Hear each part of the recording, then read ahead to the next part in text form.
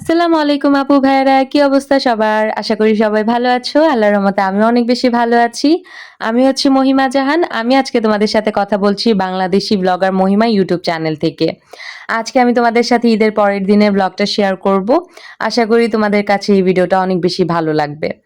তো এই যে আমি ঈদের পরের দিন সকালবেলা উঠেই আমার গাছগুলাতে একটু পানি দিয়ে নিচ্ছিলাম। কারণ যেহেতু একদমই যত্ন করা হয় না।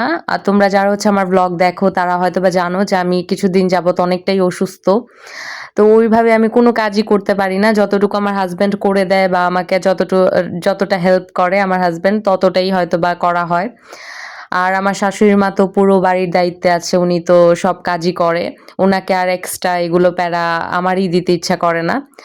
তো যাই হোক সকালবেলা আমি হচ্ছে গাছে পানি দিয়ে নিলাম। আজকে হচ্ছে আমার দাদার বাসায় যাওয়ার কথা আমার। মানে আমার আব্বু-আম্মু, আমার চাচা-চাচী, জ্যাঠা-জেঠি সবাই এখনো একসাথে ঈদ করে ঈদের দিনটা।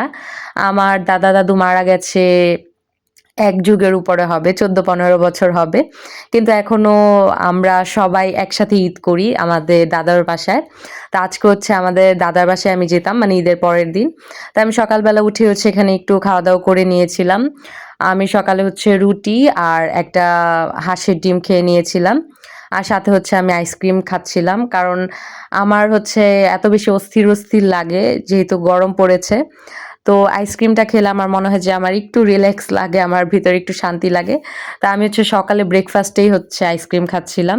আমার প্রচন্ড ঠান্ডা, আমি সারাদিন কাশতে থাকি, তাও দেখা যায় যে আমার আইসক্রিম খেতেই হয়।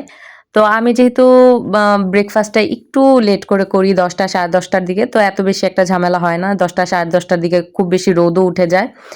তো এই কারণে আমি সকালবেলা আমার নাস্তা করার পরে আবার আইসক্রিমের বক্স নিয়ে বসেছি যেটা খাবো। আর কাদের এই পোলারের দই আইসক্রিমটা ভালো লাগে আমাকে বলবে।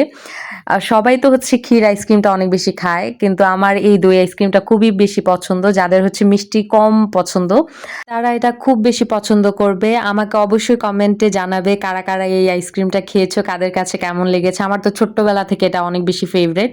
কিন্তু খুব বেশি একটা পাওয়া যায় না। আমাদের এদিকে তো পাওয়াই যায় না বলতে গেলে। তো আমার হাসব্যান্ড হচ্ছে আবার অর্ডার দিয়ে তারপরে হচ্ছে আনিয়েছে। ২-৩ দিন অপেক্ষা করে তারপর হচ্ছে আনাতে হয়েছে। কারণ এই আইসক্রিমটা খুব বেশি একটা চলে না তাই। তারপরে আমি হচ্ছে আম খেয়ে নিয়েছিলাম। কারণ আমার আমের অনেক বেশি ক্রেভিংস হচ্ছিল। আম মানে টক খাওয়ার আমার একটা ক্রেভিংস হচ্ছিল। তো সে কারণে আমি হচ্ছে কাঁচা ৩-৪ টা আম কেটে নিয়েছি। এগুলো খুব বেশি বড় হয়নি আমাদের গাছের আম। আমের এত সুন্দর একটা গন্ধ ছিল, গন্ধেই মনে হয় যে আমার মন ভরে যাচ্ছিল ঐরকম একটা ব্যাপার। তা আমি হচ্ছে খুব সুন্দরভাবে এখানে আমগুলো খেয়ে নিচ্ছিলাম। কারা এভাবে আম খেতে পছন্দ করো অবশ্যই আমাকে কমেন্টে জানাবে। আমি আগে এত আম খেতাম না বাট সাডেনলি কেন জানি আমার ভালো লাগে। আম খেতাম না বলতে হচ্ছে কাঁচা আম খেতাম না। পাকা আম আমার খুব বেশি পছন্দ। আমি সারাদিন পাকা আম খেতে পারবো। মানে আমার খুব পছন্দের একটা ফ্রুট হচ্ছে আম, সবচেয়ে বেশি ফেভারাইট। কিন্তু কাঁচা আমটা একদমই ঐরকমভাবে খাওয়া হতো না। যদি ভর্তা বানানো হতো, কেউ বানিয়ে দিত তাহলে হয়তোবা আমি খেতাম। কিন্তু এখন কাঁচা আমের স্মেলটা আমার এত বেশি ভালো লাগে। তো আমি হচ্ছে এটা অনেকগুলো খেয়েছি। এইবার বলা যায় যে ২-৩ দিনেই মনে হয় আমি ১২-১৪ টা আম খেয়ে ফেলেছি ওরকম। তারপরে আম খেয়ে আমি দুপুরের নামাজটা পড়ে নিচ্ছিলাম। কেউ এটাকে খারাপভাবে নিবে না।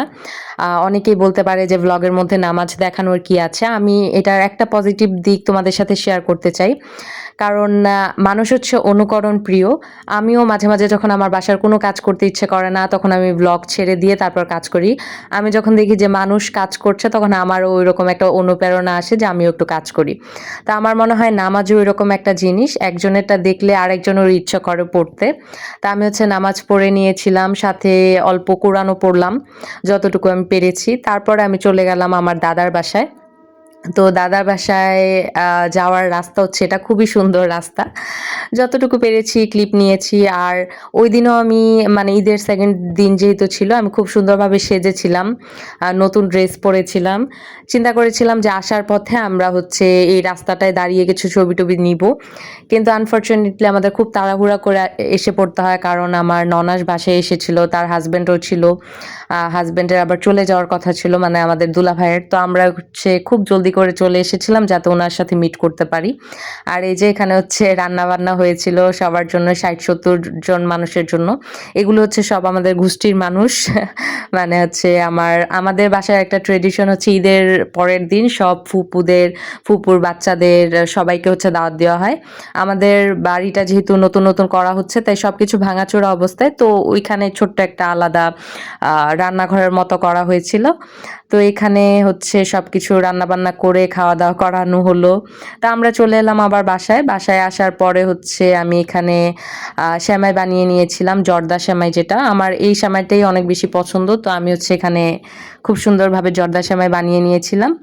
আর উপরে হচ্ছে কিছু ড্রাই ফ্রুটস আমি ঘিয়ের মধ্যে ভেজে তারপরে হচ্ছে এখানে এড করেছিলাম যাতে একটু সুন্দর দেখা যায়।